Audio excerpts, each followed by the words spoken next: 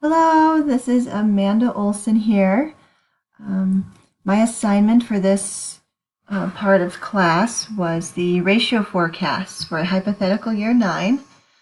All things being equal, I calculated the numbers as follows. I did some research online and I found that some of the most common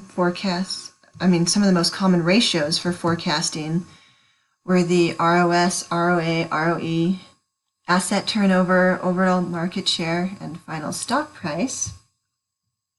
I also learned that I could locate the year 9 numbers by looking at the segment growth rate in the Fast Track report for year 8.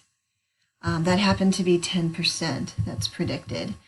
So, as you can see, I copied out from the Fast Track report the year 8 numbers for Baldwin Group, which is the group that we are, and I calculated the 10% growth rate for the hypothetical year 9. You'll see for ROS we have 32.76%, ROA is 34%, ROE 39, asset turnover 1.17, market share 22.52, final stock price 101.662.